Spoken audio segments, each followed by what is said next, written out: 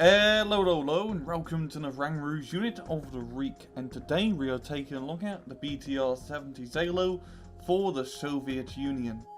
Now, there's nothing really too much to say about the ZHALO because there's not much information about it.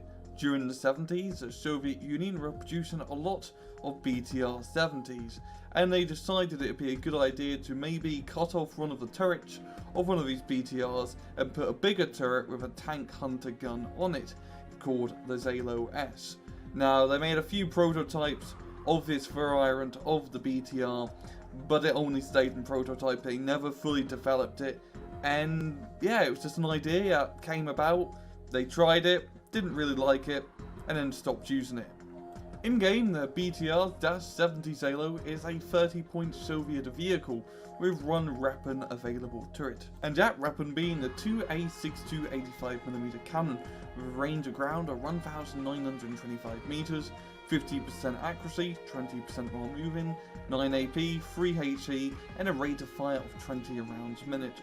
Overall, a rather low-powered gun compared to other tank cannons, but it fires at an insane rate of fire. There's not really many tank guns that can fire at 20 rounds a minute, which definitely helps out quite a bit. And if we just pop down to its miscellaneous stats, it has 2 frontal armor, 1 on the side, back and top, 10 HP, medium size, medium optics, 70 km an hour off-road and 150 km an hour on-road.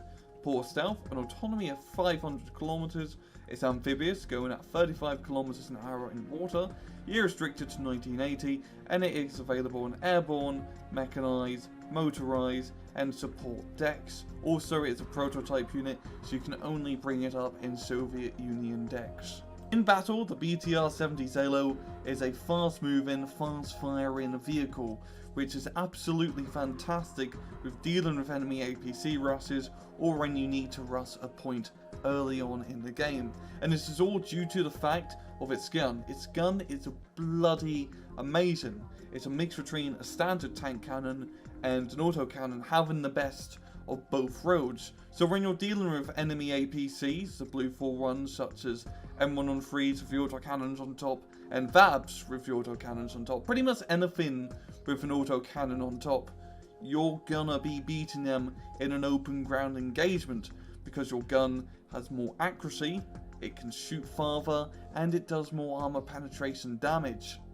And because of this, the ZHALO will win you those early game APC engagements that are very vital to capping those important towns. Now, of course, there are some downsides to the ZHALO. It's very lightly armoured, and it won't really do well against light tanks or anything with even a bit of armour. Now, when you're bringing this up in a Soviet deck, because you're going to be forced to bring this up in a Soviet deck, you have 2 good contenders that may be vying for your slot, that being the Norov and the Afghanski. Now, compared to these, I'd like to think the ZHALO to be an intermediary between these both.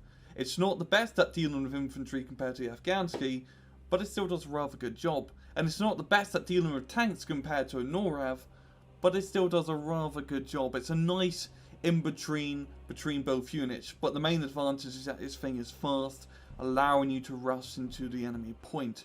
But overall, the ZHALO is a really bloody good vehicle. Fast, relatively cheap, and great for those early engagements. And those early engagements in war game, as we all know, are very bloody important. You want to win them, you want to capture those towns, and you want to make sure you can get more territory faster than the enemy. And the ZHALO helps you a lot with that. And that's why this is my unit of the week. And I'm going to leave you with that. This has been another RANGROO unit of the week. I hope you guys enjoyed the video, and as usual, please just take it easy.